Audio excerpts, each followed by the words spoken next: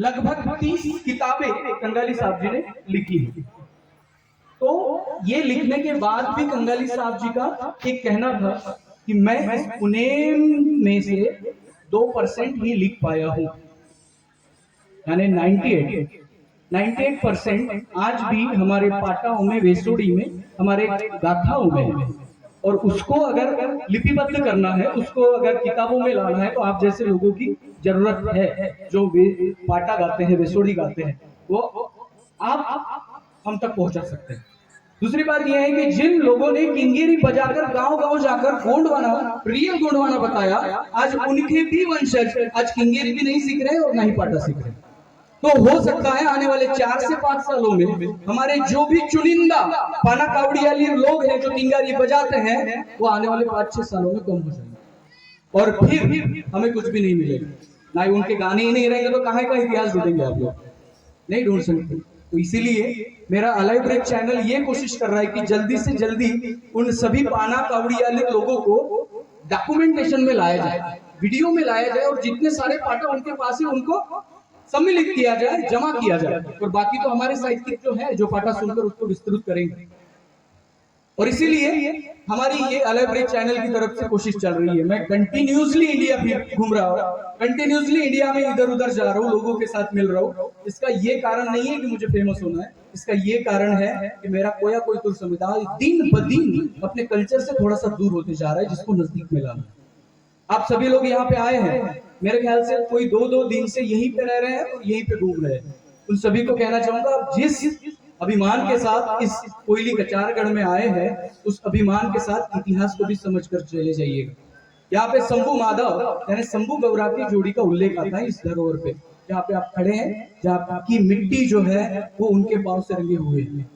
उनका इतिहास ये बताया जाता है कि यहाँ पे जो माघ जो पुन्नी है, यहाँ पे शंभू के साथ एक प्रयोग किया गया था, उनको खाने पे बुलाया गया था और उनको जहर भी दिया गया था खाने में से। और तब हमारे कोया कोयतुर लोगों ने पेंकमेड़ी के पास में एक क्षेत्र है जिसे पाताल कोट कहते हैं, उस पाताल कोट में जाके उनका इलाज करवाया था। 13वें दिन जब शंभू होश में आए थे, तब हमारे लोग रोते हुए पेंकमेड़ी गए थे। आज से माघ पुन्नी से 13वें दिन में महाशिवरात्रि यानी शंभू नरका आती है, और जब हम हमारे लोग गाना गाते हुए जाते हैं तो उस गाने का जो स्वर होता है वो इमोशनल होता है।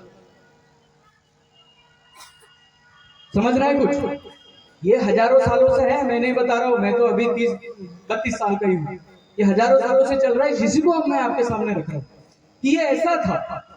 और इस कारण से ऐसी ऐसी हमारी परंपराएं चलती आ रही हैं। लेकिन परंपराओं को हम अगर नहीं समझेंगे तो हम आने वाले दिनों में परंपराओं को भूल जाएंगे।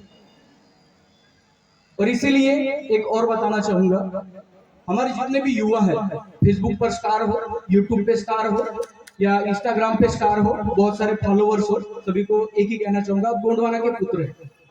आपका कैलेंडर से कोई लेना देना है नहीं।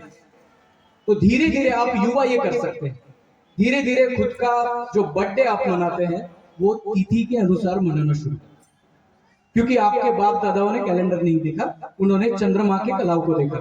ये कचारगढ़ की जत्रा भी चंद्रमा के कलाव पर है। माघ पुन्नी आ गई, जत्रा भर गई, कैलेंडर का कुछ है नहीं।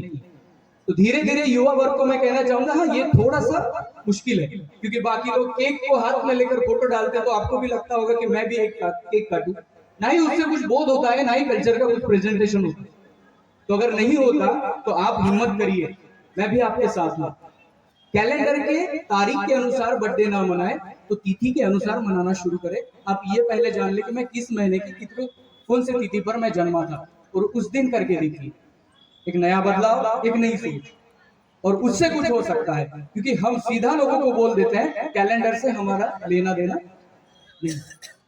और इसीलिए ये हिम्मत सबसे पहले हमारे युवकों को करनी है। लेकिन चीज ये है कि वो सोशल मीडिया पे थोड़ा सा स्टार बन जाता है तो उसको बहुत ज्यादा घमंड आता है, और फिर वो चीजें जो है वो छूट जाती है। तो सभी युवकों को मेरा तो नमन है कि आप लोग हैं इसलिए गोंडवाना है, और आप लोग रहेंगे तो गोंडवाना चलता रहेगा, और एक ना एक दिन हम गोंडवाना का जो सपना है उसको साकार कर पाएंगे। बहुत सारे टॉपिक है, मैं भटक जाऊंगा नहीं, तो मैं यहीं पे आपकी रजा लूंगा और सभी को कहना चाहूंगा कि इस कचारगढ़ के पावन भूमि पर जब आप आए हैं तो एक याद रखिएगा कि आपकी वजह से ये भूमि दूषित ना हो, आपकी वजह से इस भूमि पर दाग ना लगे, क्योंकि हम कोयतुर हैं तो जिम्मेदारी हमारी है। यहाँ पे कोई भी पुलिस प्रशासन आता है आपकी सुरक्षा के लिए आता है, ज्यादा उनका एक्शन नहीं होता, एक्शन उनका आपकी सुरक्षा के लिए होता है। लेकिन इस भूमि को आने वाले 20 पीढ़ियों तक कैसे पहुंचाना ये आप लोगों के हाथ में। अगर हम लोग अच्छी तरीके से इस कचारगढ़ भूमि, कोयली कचारगढ़ भूमि पर हम अपना व्यवहार करें, वहां पे जाके हम कचरा ना फेंके, जहाँ पे लोग पहुंच नहीं सकते उस दरी में, वहां पे कचरा फेंका जा रहा है, बॉटल्स फेंके जा रहे हैं। आप ये एक बहुत बड़ा मुद्दा है कि हमारे जंगलों से हमें खदेड़ा जा रहा है। और ये सबसे पहला एक मुद्दा है कि मिट्टी प्रदूषण, इसलिए अबुझमाड़ के कुछ एरिया में बाकी लोगों को जाना मना होता है। वहां पे आंगा पेड़ होते हैं और आंगा पेड़ मेरे ख्याल से 4 साल के बाद जत्रा होती है, 5 साल के बाद होती है और बहुत बहुत दूर से जत्रा होती है। तो उस जत्रा में बाकी लोगों को इसलिए मना किया जाता है कि वहां का मिट्टी प्रदूषण ना हो, वहां के जंगल में प्रदूषण ना फैले। इसका एक मेन रीजन ये होता है। और हमारे लोग अगर आप देखेंगे फरसा पेन फड़ा पेन पे, तो जो भी हमारा गोगो होता है वो पत्तल में होता है, प्लास्टिक का, जो प्लास्टिक जो हम यूज करते हैं ग्लास वगैरह, वो हमारे पेन कड़ाव पे नहीं चलता। इसका ये भी मतलब है कि जो भी चीजें हम यूज करें वो ध्वनि प्रदूषण, मिट्टी प्रदूषण ना फैले। और इसलिए इस कचारगढ़ भूमि को अगर बचाना है हम लोगों को, तो हमें ये सोचना पड़ेगा कि मैं क्या कर सकता हूँ। मैं ये तो कर सकता हूँ कि मैं इसकी साफ सफाई रखूंगा, मैं कहीं पे गंदगी ना फैलाऊंगा। और एक अकेले आदमी ने अगर ऐसा विचार शुरू किया कि मैं मेरी वजह से इस भूमि को दाग नहीं लगने दूंगा, तो सवाल ही पैदा नहीं होता कि कहीं आपको कचरा दिखे।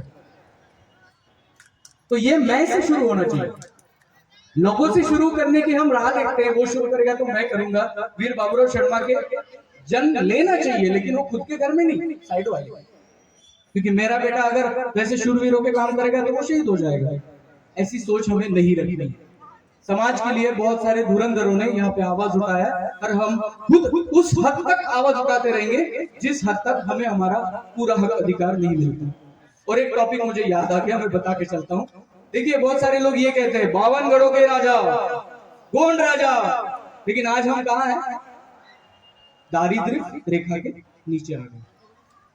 इसमें एक बदलाव और भी हुआ। ऐसा नहीं है कि हम लोगों ने बहुत सारी गलतियां करी और हम ये ऐसा हुआ। बाकी लोग जो मंच पे बताते हैं उसमें कोई ये सच्चाई नहीं होती। इसमें एक बदलाव जरूर हुआ, वो बदलाव है अर्थव्यवस्था का। इस देश में पहले जब ट्राइब रहते थे, या ट्राइब उस काल की मैं बात कर रहा हूँ जहां पे रुपया नहीं था, तब एक कुंभार से हमें घड़ा भी लेना है तब हम उसको अनाज देते थे। एक माली से बाल भी कटवाना है तो उसको अनाज देते थे। एक खाती से कुछ पेन बनाना है तो उसको अनाज देते थे। अनाज से हम अनाज देकर चीजें खरीदते थे। वो थी वस्तु विनिमय पद्धति, बार्टर सिस्टम। और ये जो बार्टर सिस्टम है जब तक लागू थी तब तक हमारे गांव में पाटलाल था, चौकाल था, सब लोग थे। और जिसके घर में ज्यादा फसल वो बड़ा आदमी माना जाता था गांव का। लेकिन रुपया पद्धति आई और रुपया हम कोई तुर बना नहीं सकते, और रुपया के मामले में हम थोड़ा नीचे आ गए।